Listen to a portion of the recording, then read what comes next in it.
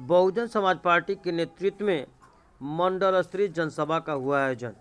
आपको बता दें कि उत्तर प्रदेश के चिरैया कोट में बहुजन समाज पार्टी के तत्वाधान में मंडल स्तरीय जनसभा का आयोजन किया गया। इस जनसभा के मुख्य अतिथि सतीश चंद्र मिश्रा, राष्ट्रीय महासचिव व राज्यसभा सांसद। सतीश चंद्र मिश्रा जिंदाबाद जिंदाबाद जिंदाबाद। सतीश चंद्र मिश्रा जिंदाबाद जिंदाबाद जिंदाबाद। सतीश चंद्र मिश्रा जिंदाबाद। लाना है यूपीएससी की सत्ता लाना है, लाना है, लाना है यूपीएससी की सत्ता लाना है, लाना है, लाना है, लाना है, जरूर लाना है, जरूर लाना है।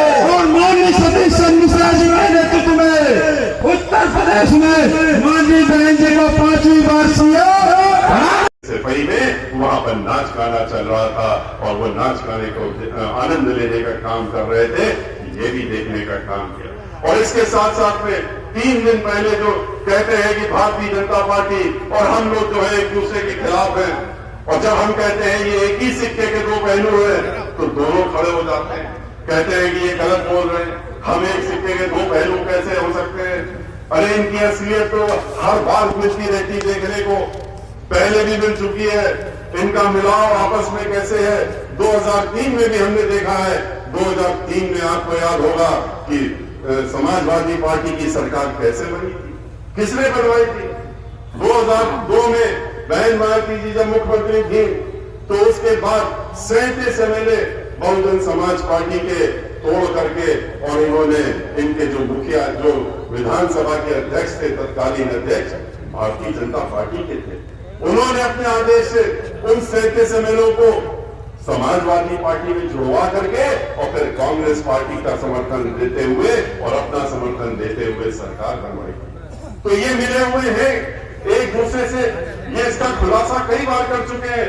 वो बात दूसरी है कि उस समय हम उत्तर प्रदेश के हम तो इसलिए जानते हैं, वो हमने आदेश तो खुद ही देखा था, उस आदेश को लेकर के उच्च न्यायालय से लेकर सर्वोच्च न्यायालय तक हमने लड़ाई लड़ी थी।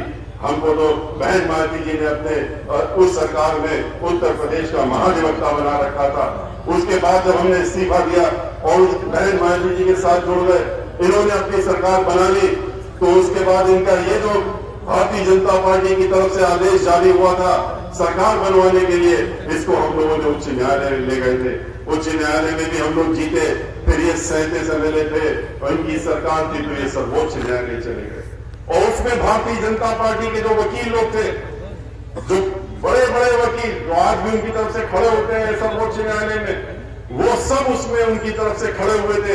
उनके साथ साथ में 37 वकील, पूरे देश के जो सबसे बड़े वकील आप सोच भी सकते हैं जिनका नाम, वो सब के सब इन लोगों ने भारतीय जनता पार्टी और समाजवादी पार्टी ने खड़ा किया था कि किसी तरह से यह आदेश रद्द नहीं होना चाहिए, क्योंकि उच्च न्यायालय ने रद्द कर दिया था। लेकिन आपके आशीर्वाद से बहन मायावती जी ने यह जिम्मेदारी हमारे ऊपर वहां पर भी छोड़ी। उन्होंने कहा कि इनके मुकाबले में आप ही को खड़ा होना पड़ेगा अकेले, और इन 37 लोगों का मुकाबला करने के लिए हमको उन्होंने मैदान में उतारा था।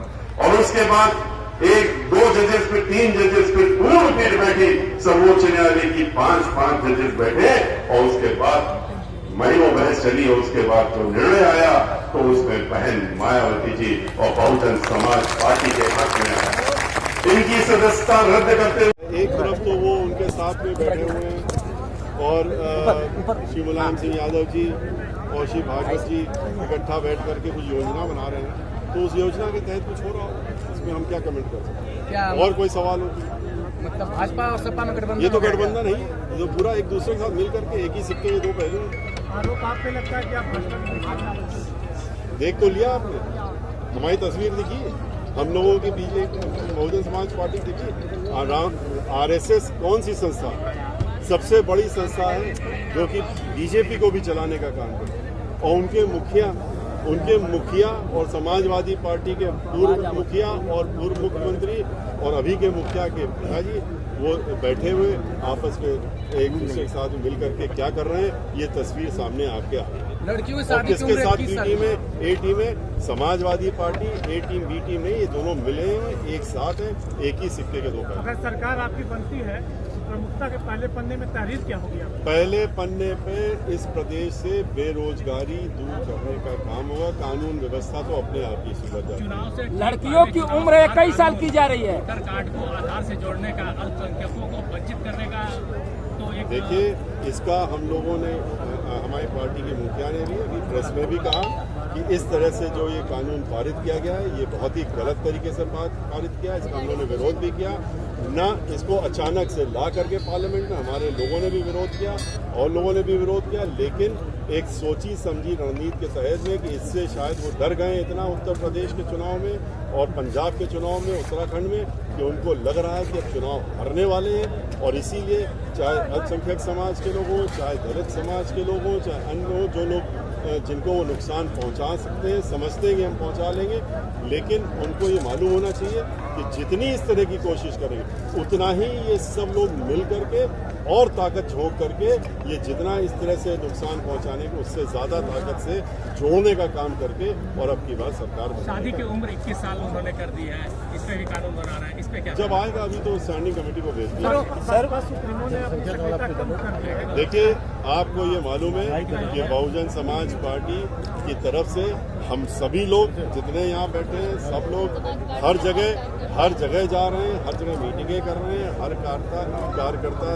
काम में लगा हुआ है, बूथ लेवल तक अपने अपने मीटिंगें ले रहे हैं। और ये सब हम लोग जो कर रहे हैं अपनी पार्टी मुखिया बहन माइती जी की योजना के तहत, जिस तरह से उन्होंने हम लोगों को निर्देश दिया उसके तहत में कर रहे हैं। बहन माइती जी भी आपके बीच में जब आएंगी तो आपको बता देंगे। बहुत बहुत